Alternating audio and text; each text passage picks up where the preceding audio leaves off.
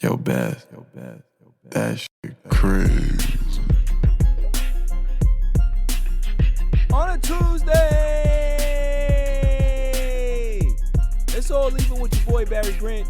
You can catch me on Instagram and Twitter at All Even Podcast. You can listen to the show on Podbeam as well as Spotify, Apple Podcasts, Google Podcasts, Stitcher, Deezer, Amazon Music. I'm all over the place. And also, go to YouTube, hit that subscribe button, like, share, and comment because the page is growing, baby.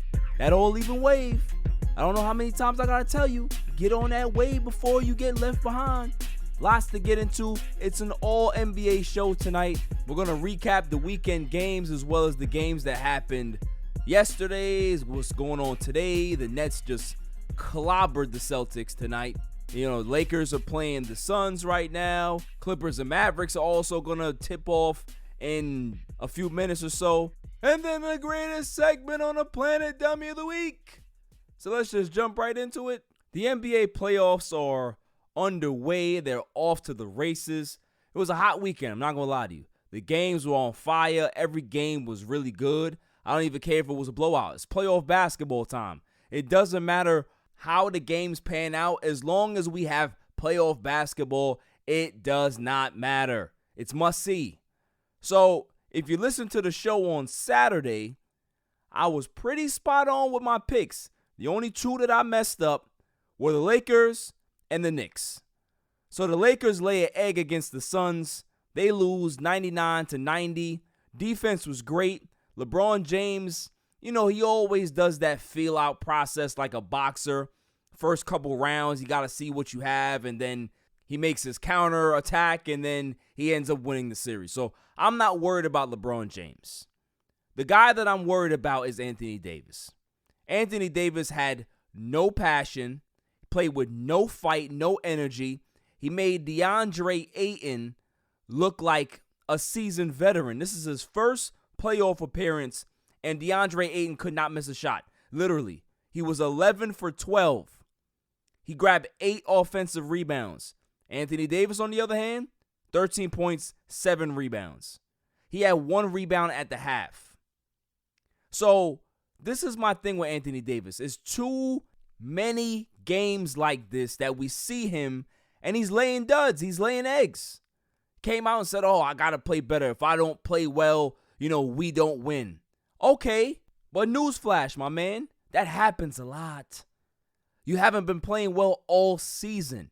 Lakers community, Lakers blogs, Lakers nation on a whole, killing Anthony Davis. And they have every right to. Just recently, in the regular season, Anthony Davis goes for 40-something points, 12 rebounds, 5 assists, 3 steals, 2. He had a stat line for the ages. And screamed, I'm back, all this nonsense, right? Yet the first playoff game that you have in Phoenix's building, you lay an egg. How can you trust this guy going forward? The only time that we can expect him to play is when people dog him, is when he's doubted, is when people are starting to question his drive or his leadership or his motor. Then he'll come out and play well. Why does it have to be that way?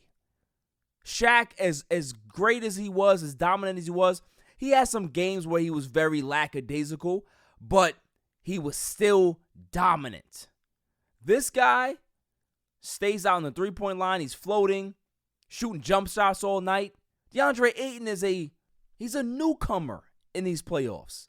You should anoint him, tell him that, listen, it ain't his time yet. This is my stage. In a couple of years, you can have it, but not right now. But instead, you give the young guy confidence to be able to bust your ass come game 2. That's not what you do if you're considered a franchise guy. That's concerning. Dennis Schroeder, the guy that turned down $84 million from the Lakers, a concern. Andre Drummond, a concern. Kyle Kuzma, a concern. Wesley, the list goes on. Can these guys get their stuff together? I didn't like Frank Vogel's rotations at all. Where's Markieff Morris? When you see Anthony Davis playing poor like that, Markieff deserves to play. Simple. So I want to see exactly what's going on with this game. Lakers are up big right now in the first quarter, 24-14. So it looks like they came out with some energy this game. I understand. Chris Paul, he got hurt, and we have no idea what his health is going to be towards the rest of this series. We know that Chris Paul has a history of being hurt. So this kind of just falls in line with what poor Chris Paul has to deal with. I feel bad for him, but he's always hurt. So you have to expect it. Devin Booker played well in game 1. He had 35 points. He did not look like the stage was too big for him. Kudos to Devin Booker. I like that kid. I think he's a baller. I think he's a superstar in this league. So you can expect Devin Booker to continue to play well, but the Lakers got to be better. They got to be better all the way around. Defensively, they were good. They only held Phoenix to 99 points, but Phoenix defense was also good. So what's going to give? What's going to be the deciding factor in the series? It's going to come down to LeBron James. It's going to come down to Anthony Davis. If they can be able to dominate as a duo in this series, Phoenix doesn't have a shot. They really don't. And if Chris Paul is not the guy in regards to health-wise, if he can't contribute the way he wants to, then that floor leadership that they had all season that catapulted them to the number 2 seed is gone. They're going to be in big trouble. So let's see exactly how the rest of this game pans out. But for right now, Lakers are in the lead. They have control of the game. LeBron James and Anthony Davis have combined for 16 of the team's 29 points. So they're playing well right now. Let's see how this continues. The other recap game I'd like to get to is between the Washington Wizards and the Philadelphia 76ers. Philly wins this game 125-118. Tobias Harris has a monster game, 37 points, 6 rebounds. Joel Embiid continues his dominance, 30 points, 6 rebounds. Ben Simmons had an interesting stat line, 6 points, 15 rebounds, 15 assists. He was all over the place. So Philly did exactly what they need to do. They have their big three. They're going to be able to dominate and score whenever they want to. Now, for the Wizards, Bradley Beal had a good game, 33 points, 10 rebounds, 6 assists. But Russell Westbrook, 16 points and 14 assists is not going to cut it. That's not going to cut it for a team that does not have enough offense to compete in this series. Yeah, they have the fight. Yeah, they have the moxie and the aggression, but they don't have the scores to be able to compete in the series. So guys like Russell Westbrook and Bradley Beal, they're going to have to average 27 and 30 plus points a game just to make it a game. Just to make it a game. So there's a lot of pressure on that duo, but that's why they get paid the big bucks. You have to step up. And listen, I don't trust Scott Brooks. Scott Brooks is not a guy that's going to be able to make adjustments game to game. So what do I expect out of the Wizards? I don't really expect much out of the series. They're going to compete, but they may get swept. They may lose in 5, gentlemen sweep. So, let's see how that plays out. But that's kind of what I'm predicting, honestly, a gentleman sweep. The most interesting game to me of the weekend had to be Knicks-Hawks. The Garden was on fire. I haven't seen the Garden like that in years, man. Listen, as a New Yorker, I'm not a Knicks fan, but as a New Yorker, it was lovely to see. The fans were cheering. They were rowdy. They were ready for this game. And then something interesting happened. Something very interesting happened. While they were playing this game, some fans started to cheer or chant, "Nets suck."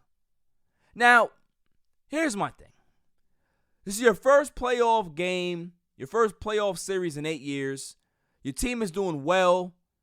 You have your best player win most improved player. Shouts out to Julius Randle for that. And in the heat of this game, you're talking about Nets suck. Why? This is why it's hard for me to really empathize and sympathize with Knicks fans. Why do they do this? There's a good game going on and you worried about the Nets? Nets ain't worried about y'all. Nets don't even talk about the Knicks. I know Nets fans that don't even converse with Knicks fans because they don't care to. They just focus on the season. There's no back and forth. There's no rivalry here. What's wrong with Knicks fans? Just enjoy the game. And what ended up happening is that Trae Young went to work. Trae Young ends up hitting the game-winning shot, 107-105. He has a big game. Julius Randle struggles out the gate. So you know that they're not going to be able to win this series if Julius Randle is playing like that. Alec Burks had a great game for the Knicks. Great game for the Knicks. 27 points off the bench. He couldn't miss. 9 for 13. He played well. Derrick Rose has 17 off the bench. So guys like R.J. Barrett, guys like Randall, like I said, those guys have to step up. Quigley hit some big shots, but he also has to be a little bit more aggressive.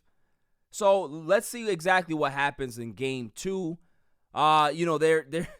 They're comparing Trae Young to Reggie Miller now. Oh, come on now. This is not a Reggie Miller type of situation. Trae Young has a lot to live up to be a Reggie Miller in New York. If he wants to be that villain, if he wants to play that role, I love that for him. That's great. But let's see exactly how this plays out. In my opinion, I do feel that the Hawks can be able to win game 2 as well because Julius Randle, there's a lot of pressure on this guy. He had a great regular season. But who is going to step up again for the Knicks? Can we expect Alec Burks to have 27 points off the bench again? No. Can we expect R.J. Barrett to continue to struggle? Possibly. It's his first playoff. So I don't know what to expect out of this Knicks team. The one thing I can say, the one thing that I can expect out of them is that they're going to play defense. They played hard-nosed, tough defense on the Hawks. I liked how they looked. John Collins only had 12 points and 7 rebounds. Clint Capella, he only rebounds and scores a little bit. But Trae Young, 32 points, 7 rebounds, 10 dimes. Bogdanovich, 18 points. You had Lou Williams, that's the guy. I think that's the X factor in the series. Lou Williams played 13 minutes and scored 13 points. Efficient. You need guys like that can be able to just put the ball in the basket. Hawks have that.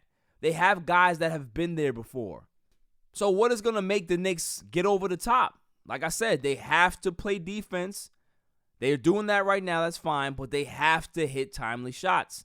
Guys, when they're open, they got to hit shots. And they have to limit the turnovers. Julius Randle cannot be playing erratic basketball anymore. I thought he was over with that. But I saw the Julius Randle of old in game 1. So if that's what Knicks fans have to look up to or look forward to, you can expect the Knicks to not be here in 4 games. Bucks Heat, game 1, that was also a doozy. I really do like this series. I like both teams. I do feel that the Bucks are the better team, and they've proved that so far through 2 games. They had the 109-107 OT win in game 1, and then just yesterday, they beat the brakes off the Heat, 132-98. It was one of the biggest beatings I've seen in the playoffs so far. Giannis had 31 and 13. Drew Holiday only put in 11, but Chris Middleton, who was the savior and gave 17 points. You had Forbes off the bench with 22. So they got a lot of production from a lot of guys because they were up big, so they can be able to go to the bench unit and have guys sit and rest and prepare for game 3. The Heat, on the other hand, I really don't know what the Heat are going to be able to do at this point. The only good thing, the saving grace, is that they're going to Miami. So they're going to have, the home court for 2 games. So if they can be able to even up the series, obviously that's going to be the best case scenario for them. But if they can be able to, get one, they can be able to at least make the series respectable. If they do lose in 5 games, at least it's not a sweep. Bam Adebayo, 16 points. Jimmy Butler only had 10. It was a struggle. It was a struggle all the way around in game 2. They just could not get it going. The Bucks defense was really, really that good. They were sharp. They were on the ball. They were pivoting. They were switching. hedging, playing aggressive defense, rebounding.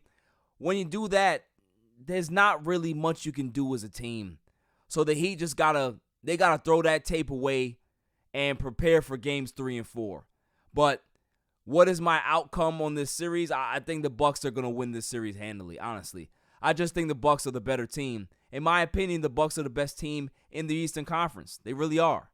And the biggest wash in the first round to me is the Brooklyn Nets against the Boston Celtics. Brooklyn's just better. Like, there's just nothing to really say. They dominated game 1, especially they came out in the third quarter and really, came out aggressive and won the game there. That's where I feel like they actually won the game in the third quarter because they came out firing, they came out aggressive, they did what they had to do. But when we saw what happened in game 2 was a beating. That happened earlier today. Brooklyn wins the game 130-108.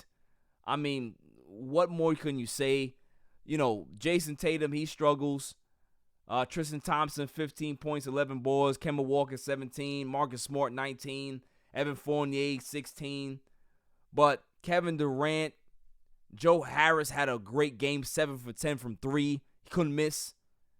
James Harden had a good game.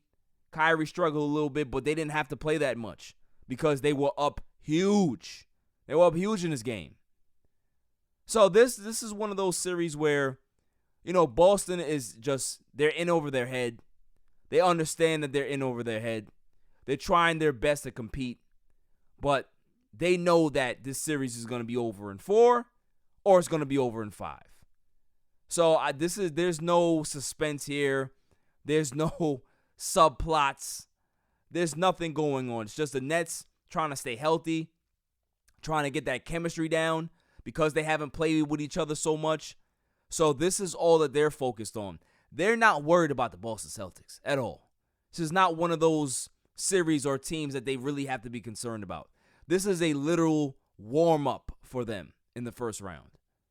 If Jaylen Brown was here, it'd be a different story.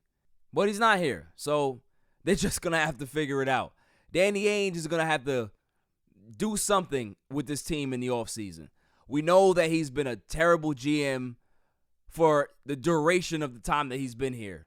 But maybe, just maybe, he needs to actually make a smart move. Next game or next series after this is going to be the Portland Trail Blazers against the Denver Nuggets.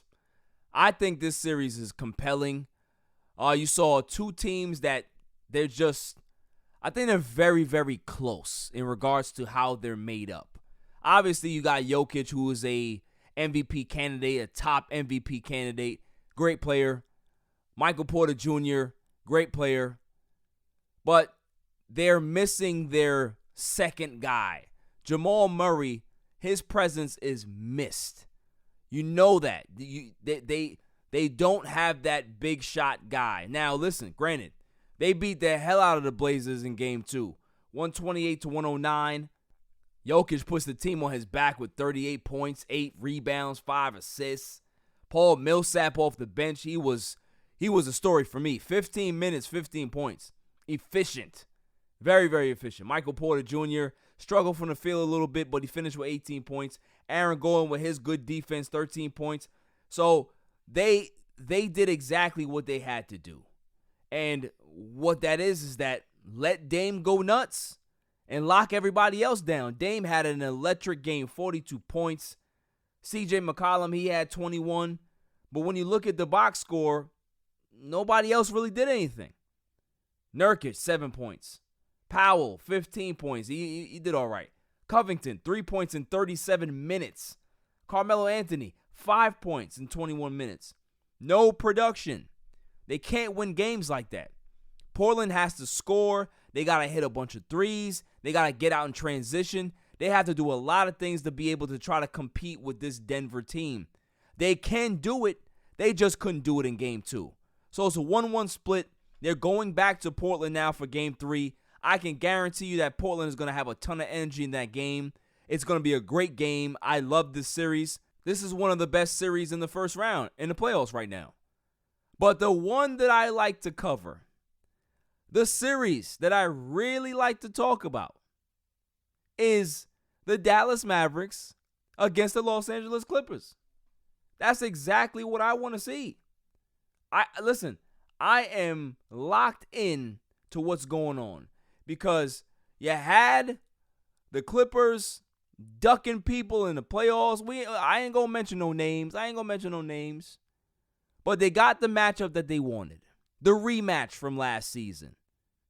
And what happens in game 1? Just as I predicted, Mavericks will win the game. They win the game 113-103. Luka has a triple-double, destroys Paul George and Kawhi Leonard. They can't guard him. Nobody can be able to make a big shot for the Clippers, and you have to expect that. Rondo, not a shooter. You got Patrick Beverley, not a shooter.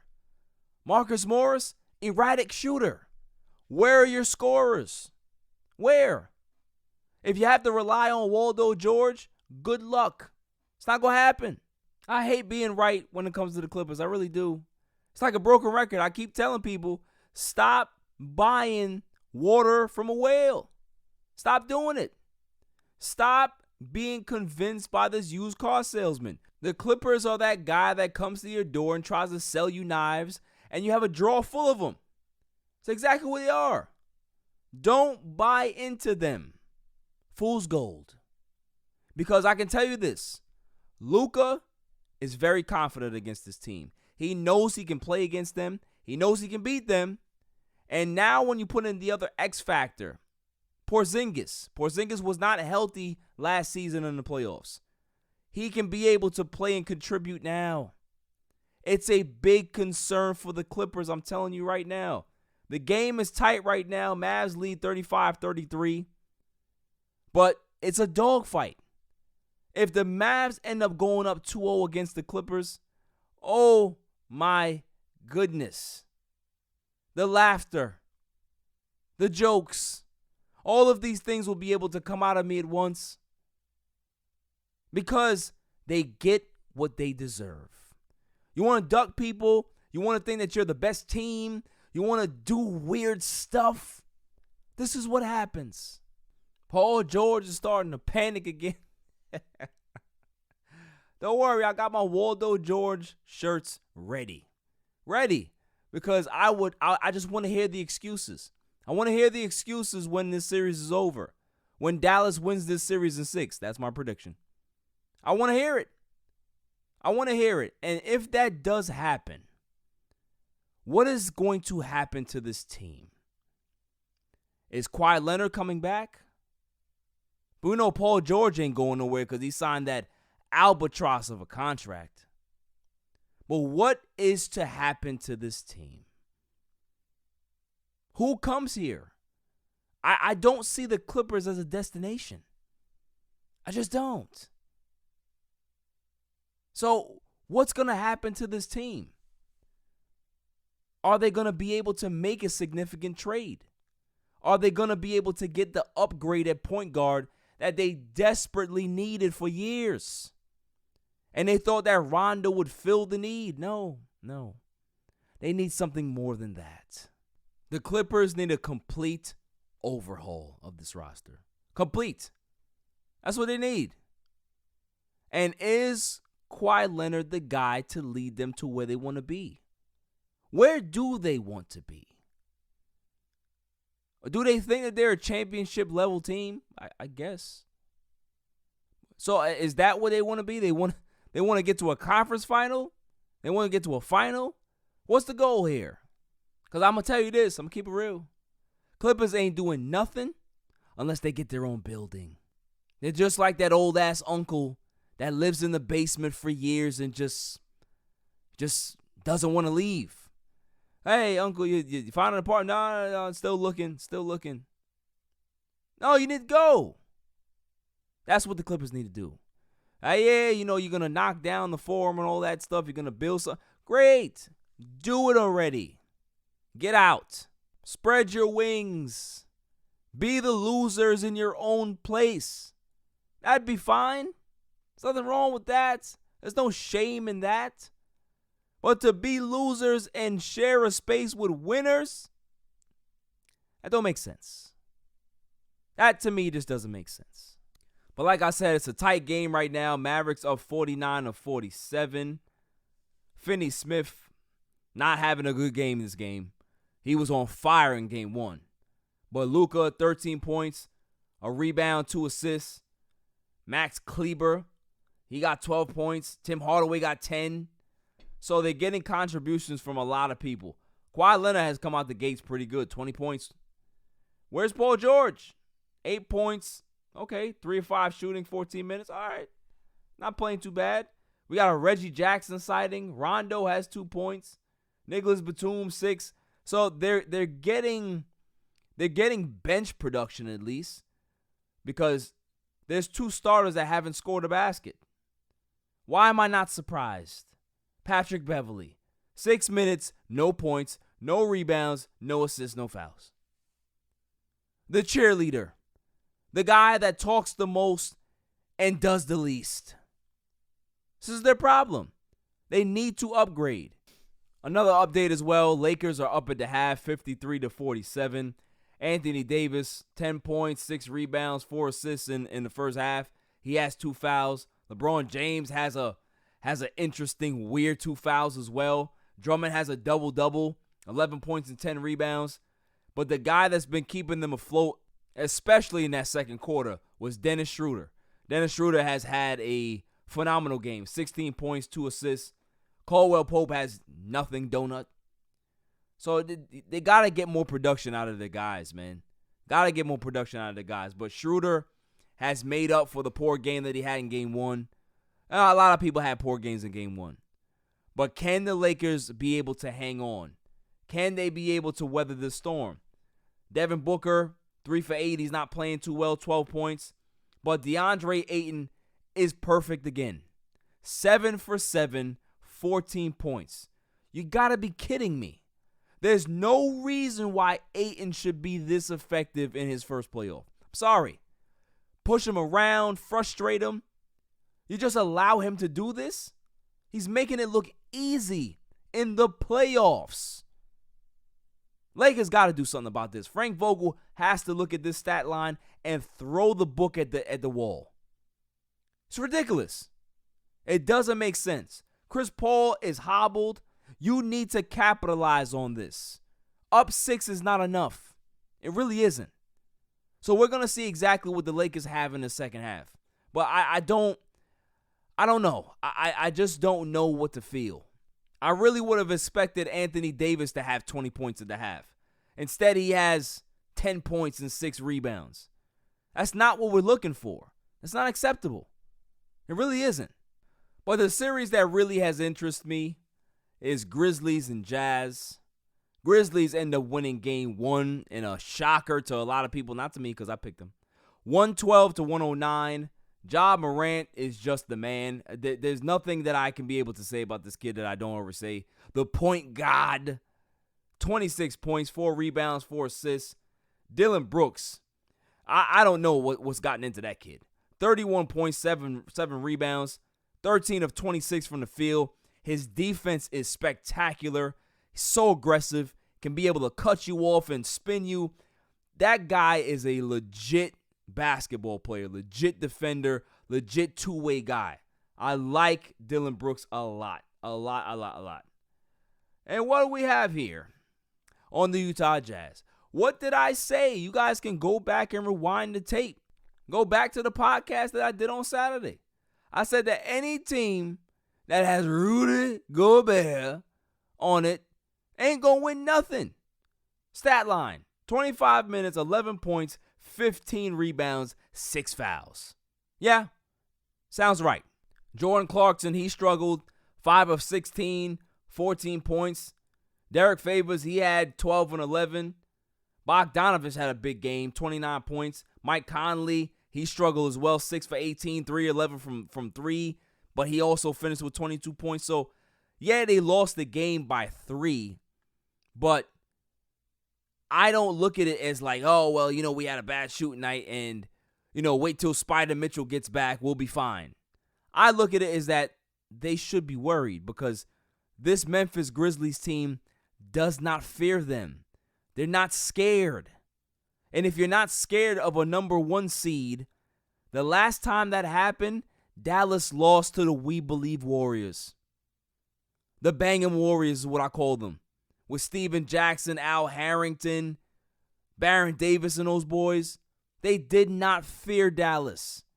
Memphis does not fear Utah. And you know why?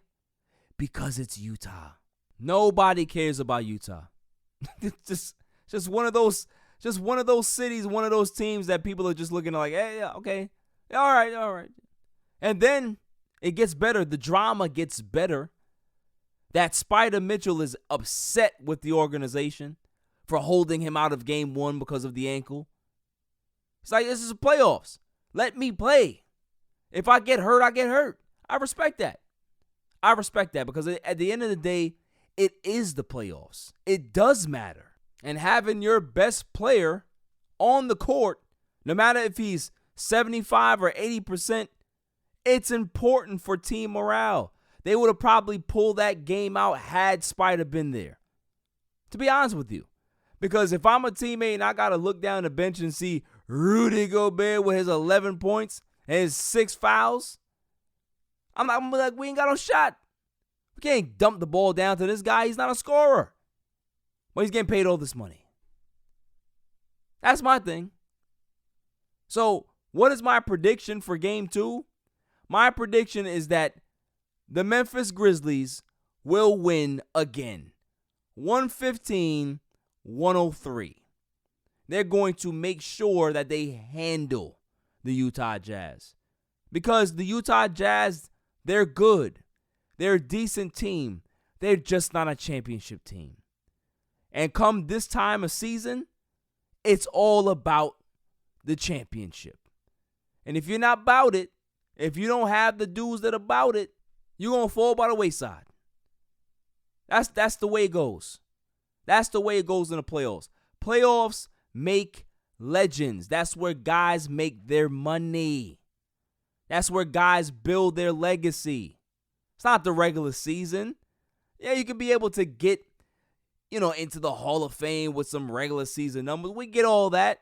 But the legends are what's made in the playoffs. And I can tell you right now, guys like Paul George, guys like Rudy Gobert, they're just not big-time performers. They're just not. God calls spade, man. I'm not lying. Check the tape. Go ahead, look at the numbers. Look at the numbers if you don't believe me. Would you trust Rudy Gobert with the game on the line? Especially if he's getting fouled with his 50% career free throw shooting behind? No. He comes with so much liability. Same thing with Paul George. You don't know what you're going to get. So when you have these two teams with these two interesting dynamics, it throws everything into chaos. It really does. All right, so let's go ahead and do some projection for the rest of the week in regards to who's going to win what.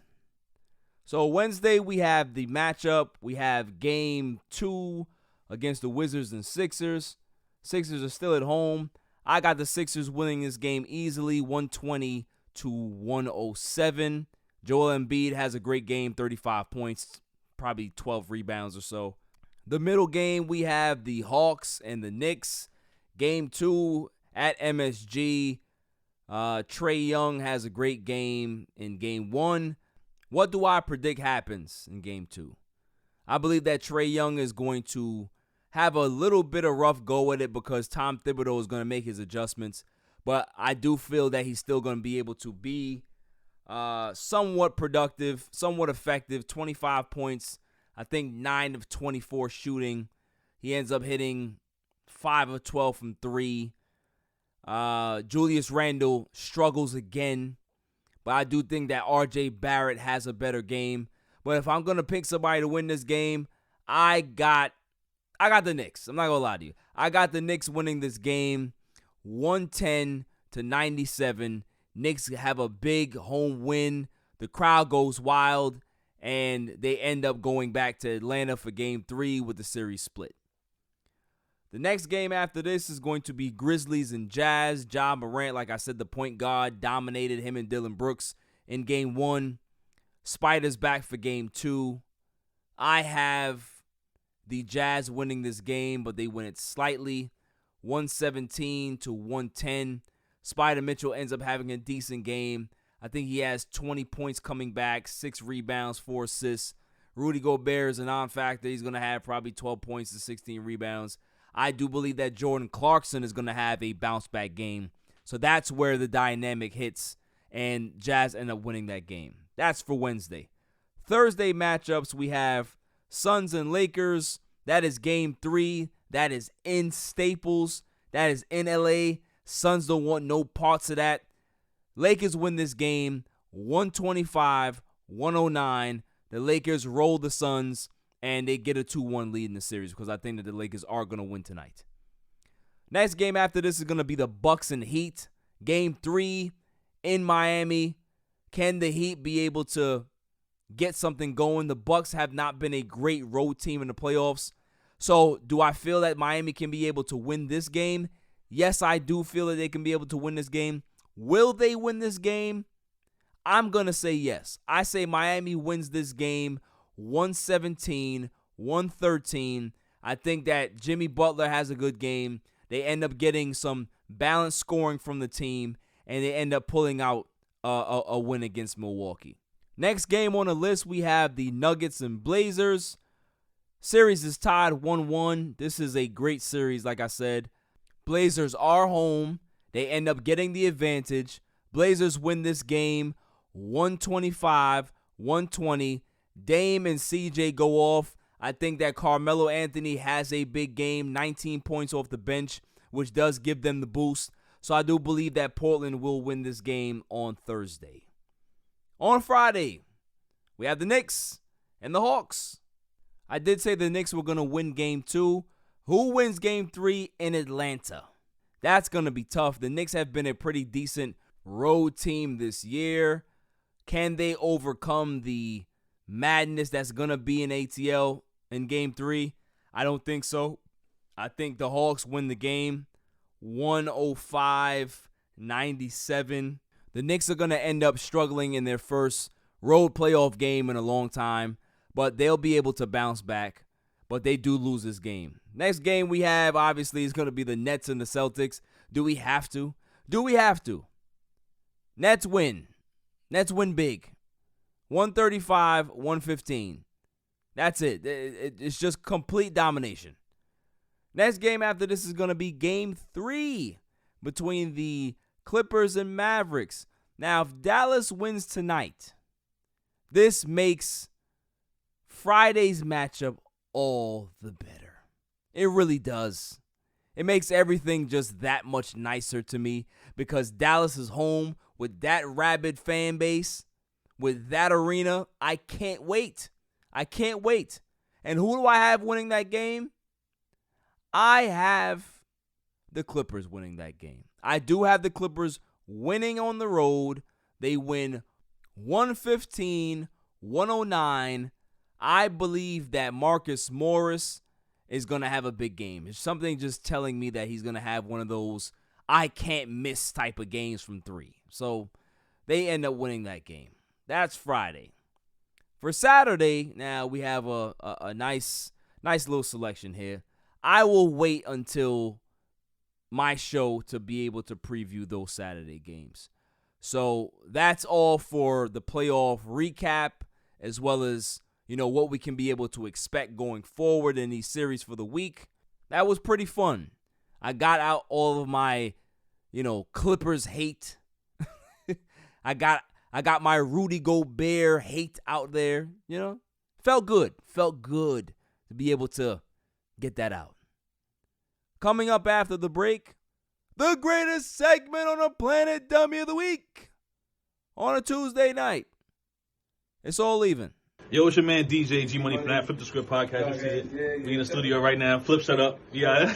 Oh, listen. Shout out to the All Even podcast. My man Barry Grant Jr. Whoa. What's up, man? Whoa. What happened? What you want to say to the people? Shout out somebody else's podcast? Yeah, don't make it the joint. What's up? All even. Oh, even podcast. Yo, it ain't even up here, boy. We put this go something. All even. Yo, you. Oh my God. What's up with you, man? Now you. Well, that's a shout out. You keeping this? Yeah, keep all that.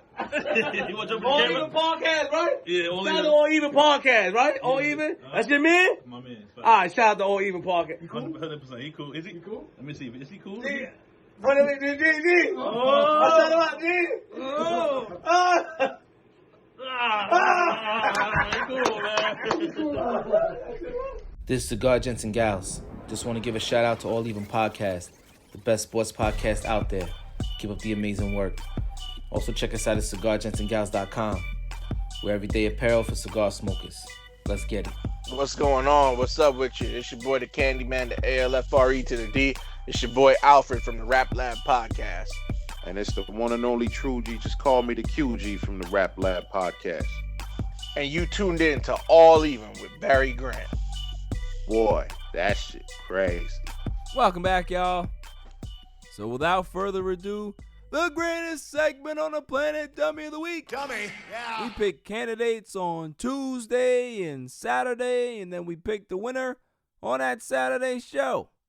So who is my first candidate of the week? May I have the drum roll, please? And the candidate is Bill Deblasio, mayor of this great city of New York. Mayor Deblasio is my candidate for Dummy, yeah. because the man there's something wrong with him. He had the Nets hat on with the jersey, and he just looked weird. Like, what? Why is this a thing? Why is this a thing? So I ignored that. I ignored that because I could have put him on here before. I ignored that part. He does it again. Ladies and gentlemen of the jury, I give you Exhibit A. Staying on this topic for 1 second, this is about basketball. I have an important official announcement. This is very serious. Want to get this out? Message to Trae Young on behalf of the people of New York City and anyone who cares about actually playing basketball the right way. Stop hunting for fouls, Trae. I want to quote Steve Nash, one of the great player, great coach. He says, quote unquote, "That's not basketball." Trae, that hawk's not going to fly in New York City. Come on. Play the game the right way. See if you can win. I think the Knicks are going to teach you a lesson. Okay. What are we doing here? Are there not bills to sign? Are there not stuff to be able to get done in New York City? The city's in shambles in regards to economics. We got to get things going. And he's worried about Trae Young and this playoff series? No. I don't want to hear from you. I don't. When it comes to hoops, I don't want to hear from Bill Deblasio. Sorry. And what kills me is is how the hat looks on his head. He looks crazy. The hat doesn't fit right. It's not a good hat. It's not a snapback. It don't look good. It's not a 22. It's not none of those hats. So I don't know where he got that hat from. And whoever gave him that hat, they need to put in their resignation. Because you got the mayor out there looking crazy. He has no friends. If anybody's going to put a hat on him like that, come on. I would never do that to an enemy. He looked crazy. And for him to not realize how crazy he looks, do you think that Trae Young is going to look at you and be like, yeah, okay, cool. I'm definitely going to listen to Mr. Deblasio. I'm going to listen to the mayor. He going to look at you like, take off that silly ass hat. That's what he going to say. He going to channel his inner Chris Rock. Take off that silly ass hat because it don't look right. You don't look right talking about the Knicks. Talking about sports. Let's just stop. I'm going to tell y'all right now, Knicks fans, if y'all end up losing this series, blame it on the mayor because he's the one that jinxed y'all. He put the jinx on you and it can't be removed. I'm telling you right now, why would you call out their best player in the media? Why would you do that? Why would you do that? So if the Knicks lose, you know who to blame. It's the guy with the stupid hat on. This is the epitome of a dummy move. Why would you poke the bear? Trae Young is looking for something to inspire him, to be able to motivate him to kill and thrash the Knicks. And you know what he has now? He has a bulletin board with Deblasio's face and that crooked ass Knick and that crooked ass Knick hat that he was wearing. That's his bulletin board material. Are you kidding me? It's too easy. This is easy. At least Reggie Miller had Spike Lee. Trae Young, the poor kid, he has Bill he has Bill Deblasio. Really? What a fall from grace. There's nobody else that can be able to step up and challenge Trae Young. We have to have this guy do it. When it comes to hoops, my man, you are not the hero the city needs. So Bill Deblasio, you don't have to worry about when your term is over somebody calling you a loser because you can't run anymore. You've done your time. But you're possibly a winner for Dummy of the Week. That's all for this show. I'll see you guys on Saturday. Until then, stay safe, stay cool. Peace. You can catch me on Instagram and Twitter at All Even Podcast. Listen to the show on Podbeam, Amazon Music, Spotify, and wherever you find your podcasts available. And check out my YouTube channel, All Even Podcast. And don't forget to like, share, and hit that subscribe button.